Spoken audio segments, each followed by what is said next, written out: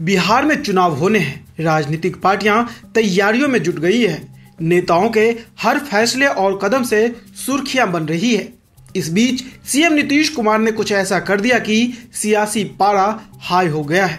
RJD से लेकर कांग्रेस तक सीएम नीतीश को मुस्लिम विरोधी के कटघरे में खड़े करने की कवायद में जुट गए हैं।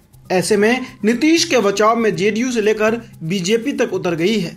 दरअसल मदरसा बोर्ड के शताब्दी समारोह में मुख्य अतिथि के तौर पर मुख्यमंत्री नीतीश कुमार पटना के बापू सभागार पहुंचे थे।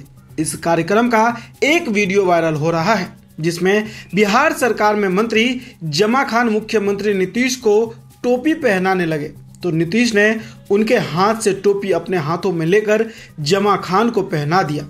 अब इसे लेकर सियासी शुरू हो गई है। वक्फ कानून और एसआईआर के मुद्दे पर मुस्लिम समुदाय पहले से ही उनसे खफा माना जा रहा है। ऐसे में अल्पसंख्यक संवाद के जरिए मुस्लिम समुदाय की नाराजगी को दूर करने पहुंचे नीतीश कुमार को पहले मदरसा शिक्षकों के विरोध का प्रदर्शन का सामना करना पड़ा। उसके बाद टोपी न पहनने की वजह से एक नया सियासी बखेरा खड़ा हो गया है। दरअसल मदरसा बोर्ड के कार्यक्रम में सीएम नीतीश को 2 बार टोपी पहनाने की कोशिश की गई, लेकिन उन्होंने दोनों बार इसे पहनने से मना कर दिया। पहली बार मदरसा बोर्ड के लोगों ने पहनाने की कोशिश की और जब उन्होंने नहीं पहनी तो इसके बाद बिहार सरकार के अल्पसंख्यक मंत्री जमा खान ने उन्हें टोपी पहनाने की कोशिश की तो नीतीश ने उनके हाथों से टोपी लेकर जमा खान को ही पहना दिया। टोपी न पहनने वाला वीडियो वायरल हो रहा है, जिसे लेकर विपक्ष के निशाने पर सीएम नीतीश आ गए हैं। विपक्ष का कहना है कि नीतीश कुमार अब मुस्लिम टोपी भी नहीं पहनना चाहते हैं, तो जेडीयू का कहना है कि नीतीश ने टोपी पहनने से इनकार नहीं किया था, बल्कि जमा खान के सम्मान के लिए खुद पहनने के बजाय उन्हें पहनाने का काम किया। कांग्रेस सांसद इमरान प्रतापगढ़ी ने मुख्यमंत्री पर तंज कसते हुए कहा कि नीतीश कुमार हमेशा अल्पसंख्यकों को टोपी पहनाने का काम करते रहे हैं। अगर पहले उन्होंने टोपी पहनी थी तो वह भी अल्पसंख्यकों को ही टोपी पहनाने का प्रतीक था। टोपी पहनने या न पहनने दोनों ही सूरत में उन्होंने अल्पसंख्यक समाज को टोपी पहनाई। उन्होंने कहा कि शायद प्रधानमंत्री मोदी या फिर बीजेपी ने उन्हें टोपी पहनने से मना किया हो। सुनिए इमरान प्रतापगढ़ी ने और क्या कुछ कहा।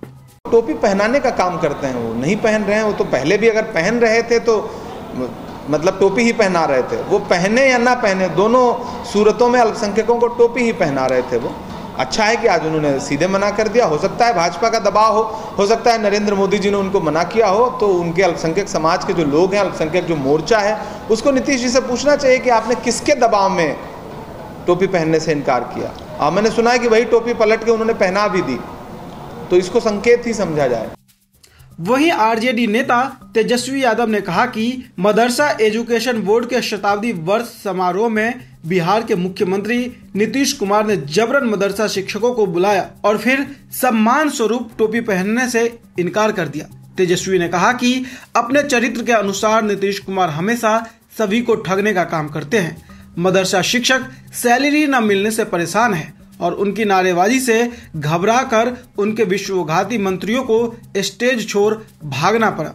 मदरसा बोर्ड के कार्यक्रम में नीतीश कुमार के टोपी न पहनने को विपक्ष सियासी मुद्दा बनाकर मुस्लिम समाज को लामबंद करने में जुटा है, तो बीजेपी से लेकर जेडीयू डैमेज कंट्रोल में जुट गई है। बीजेपी नेता और केंद्रीय मंत्री गिरिराज सिंह ने सवाल करते हुए कहा कि नीतीश कुमार ने कौन सी टोपी नहीं पहनी, ये तो बहुत देर कर दी। टोपी पहनना कोई जरूरी है क्या? कोई अपनी टोपी पहने और हम अपना तिलक लगाएंगे। अब बात कर लेते हैं क्यों उठ रहा है सवाल कि कहीं सीएम नीतीश को ये विवाद भारी न पड़ जाए। तो बता दें कि बिहार की राजनीति पर नजर रखने वाले विशेषज्ञ मानते हैं कि नीतीश कुमार एक बड़ा राजनीतिक संदेश देना चाहते हैं। आरजेडी जहां मुस्लिम वोट बैंक पर परंपरागत पकड़ बनाए हुए हैं, तो जेडीयू अब इस वर्ग को फिर से अपने साथ जोड़ने की कोशिश में है, जिसके लिए ही संवाद कार्यक्रम रखा गया था।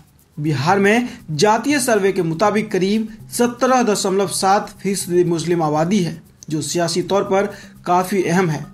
राज्य की कुल 243 विधानसभा सीटों में से करीब 4 दर्जन ऐसी सीटें हैं जहां मुस्लिम वोटरों का रोल काफी महत्वपूर्ण है।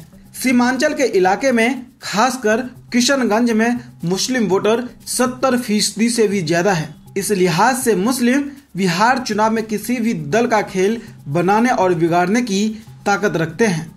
SIR और वक्फ कानून का सबसे ज्यादा विरोध भी इसी इलाके में था। बात साल 2020 की करें तो 2020 के चुनाव में नीतीश की JDU ने 11 मुसलमानों को उम्मीदवार बनाया था, लेकिन एक भी जीत नहीं सका। ऐसे में नीतीश ने बसपा से जीते जमा खान को अपने साथ मिलाकर अपनी कैबिनेट में मंत्री बनाया था।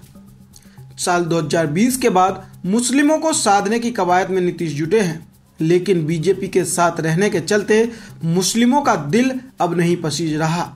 ऐसे में टोपी विवाद पर शह मात का खेल शुरू हो गया है।